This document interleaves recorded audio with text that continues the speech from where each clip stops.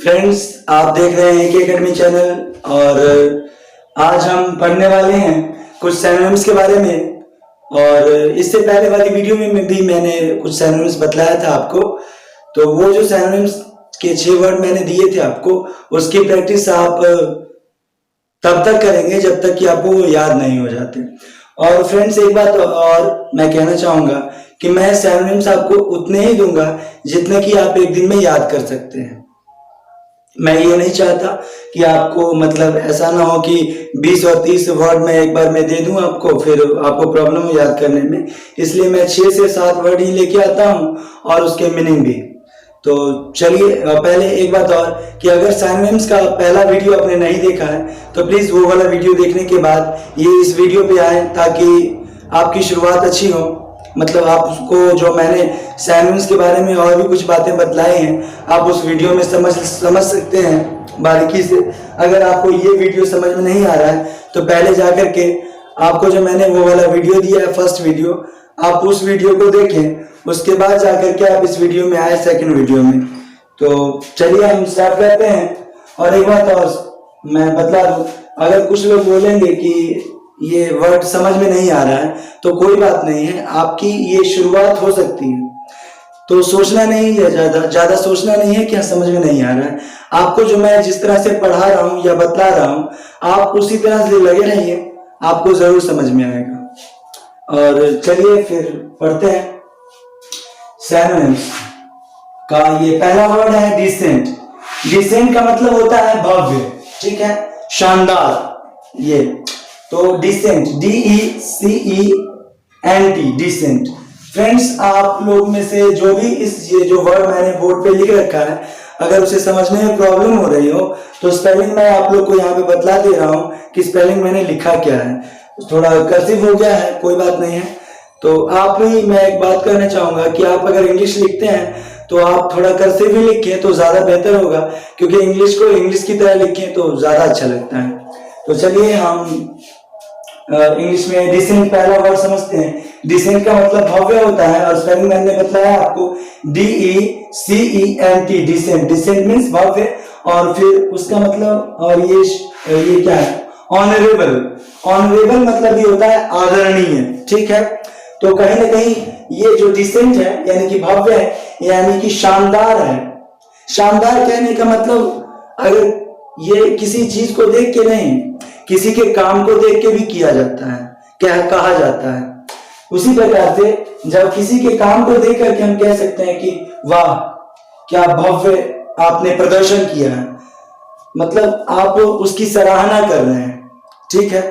तो सराहना करने वक्त आप इस ऑनरेबल वर्ड का भी यूज कर सकते हैं। और ऑनरेबल का मतलब होता है आदरणीय, जिससे जैसा कि फ्रेंड्स मैंने आपको पहले वीडियो में सिनोनिम्स का मतलब बतला रखा है।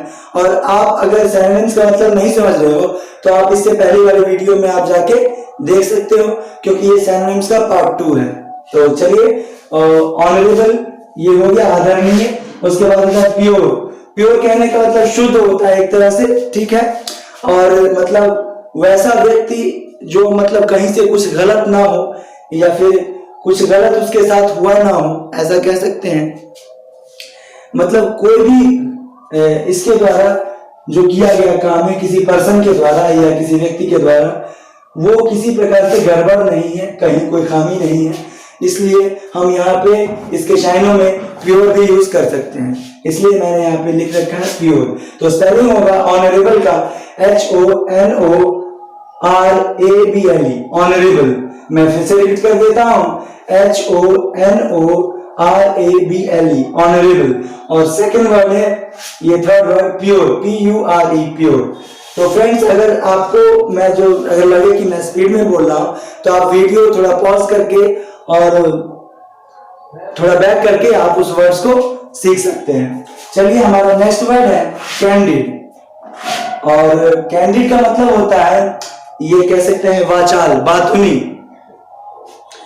वैसा व्यक्ति जो मतलब फ्रैंक एक तरह से कह सकते हैं, यहाँ पे मैंने इसका ये शाइनो फ्रैंकली लिख रखा है।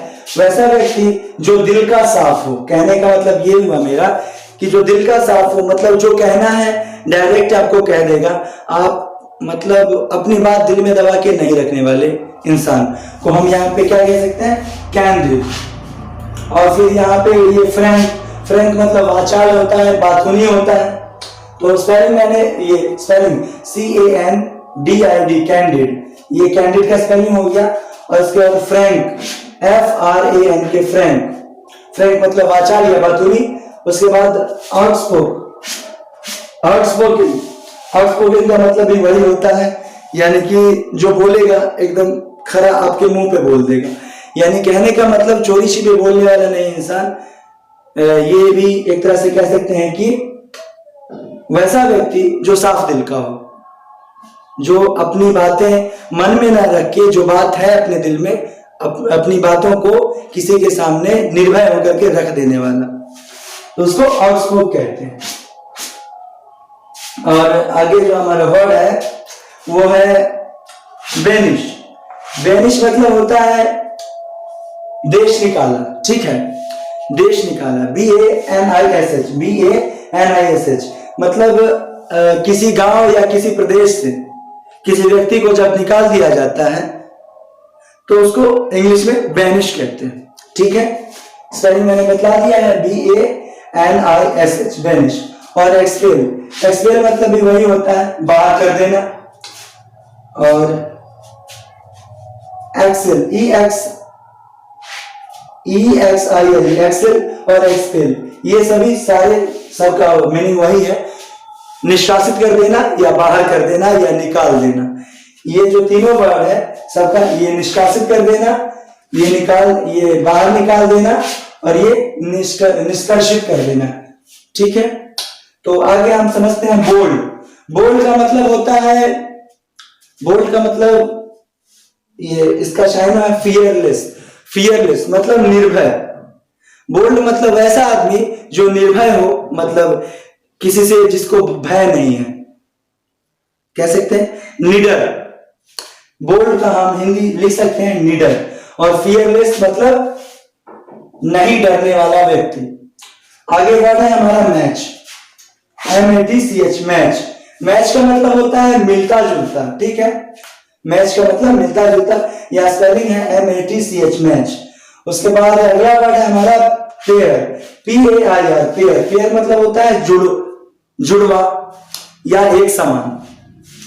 जैसे आप जो शू लेने जाते हो या फिर स्लीपर लेने जाते हो, शू मीन्स जूता और स्लीपर मीन्स चप्पल, वो जब लेने जाते हो तो आपको कहना होता है please give me a pair of shoe, ठीक है, या फिर please give me a pair of slipper. उसी प्रकार से आप यहाँ पे पेयर का यूज कर सकते हैं। और यहाँ पे ग्रुप हो गया, ग्रुप का मतलब तो आप सब जानते होंगे, ग्रुप का मतलब समूह होता है, एक समूह या समुदाय कह सकते हैं। चलिए अब हमारा है लास्ट वर्ड है जस्टिफिकेशन, और मुझे लगता है कि ये जस्टिफिकेशन नीचे ज्यादा हो गया है, तो चलिए कोई बात नहीं है, मैं आपको ऊपर बोर्ड में लिख के जस्टिफिकेशन का मीनिंग और सब कुछ समझा दे रहा हूं। एक मिनट रुक जाइए।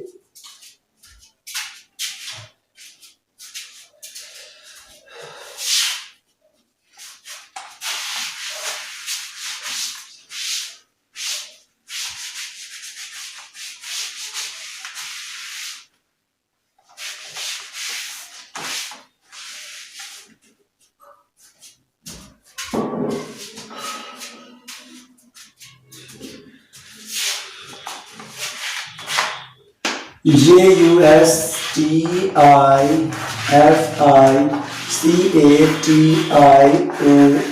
जस्टिफिकेशन, ये हमारा वर्ड हो गया।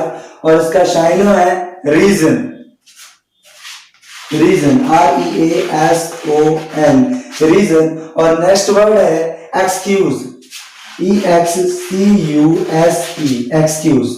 इसका मतलब मेरे ख्याल से शायद आप लोग जानते ही होंगे, पर जो लोग नहीं जानते उनके लिए मैं ये बतला दूं। जस्टिफिकेशन का मतलब होता है प्रमाणीकरण, यानी कि आप इसका यूज तब कर सकते हैं जब आपको मतलब किसी चीज का प्रमाण देना हो। जैसे कि आपने ये काम नहीं किया, तो कोई व्यक्ति कहता है ना कि आपके पास क्या सबूत है, आप कैसे जस्टिफाई कर सकते हैं। तो जस्टिफाई से ही ये जस्टिफिकेशन वर्ड आया है, यानी कि प्रमाणीकरण।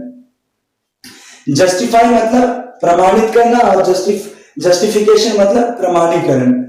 तो आप समझ गए होंगे प्रमाणीकरण यानी कि वैसे सबूत, एक तरह से कह सकते हैं जो आपके सत्य को प्रमाणित कर दे, यानी कि प्रूफ कर देना एक तरह से।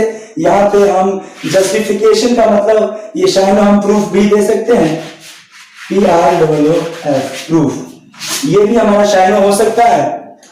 उसके बाद फिर है रीजन। रीजन का मतलब होता है कारण।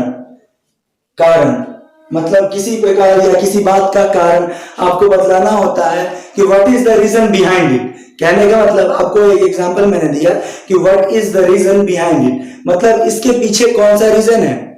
किसी केस को लेकर के आप कह सकते हैं या फिर किसी बात को लेकर कह सकते हैं what is the reason behind this work to do them. इस तरह से आप एग्जांपल कह सकते हैं। और उसके बाद नेक्स्ट वर्ड है एक्सक्यूज। एक्सक्यूज का मतलब होता है बहाना करना। आप इसका यूज जैसे कोई टीचर लोग आपसे कुछ सवाल करते हैं, जैसे कि why are you not coming the class today? Why are you not coming in the class today? तो आप why are you not coming in the class today? तो मतलब कहने का मतलब इसका हिंदी ये होता है कि आप कल क्लास क्यों नहीं आए थे। कल क्लास क्यों नहीं आए थे, नहीं होगा, सॉरी, थे नहीं होगा। तो यहाँ पे आप इसका यूज कर सकते हैं, यानी कि एक्सक्यूज का यूज कर सकते हैं, यानी कि आप वहां पे एक्सक्यूज दीजिएगा कि सर मुझे बुखार था या फिर मैं बीमार था, ऐसा कुछ। तो आप इस तरह से एक्सक्यूज का मीनिंग, एक्सक्यूज वर्ड का यूज कर सकते हैं।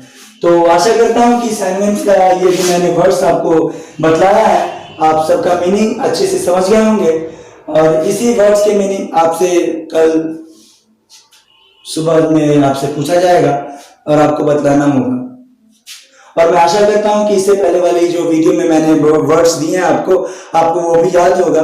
अगर याद नहीं है तो प्लीज आप उस वीडियो को भी देखें और उसके बाद इस वीडियो पे आए, ताकि आपको सिनोनिम्स क्या है और उसका यूज कैसे किया जाता है और कहाँ किया जाता है, ये सारी बातें मैंने उस पहले वाली वीडियो में डाल रखी हैं।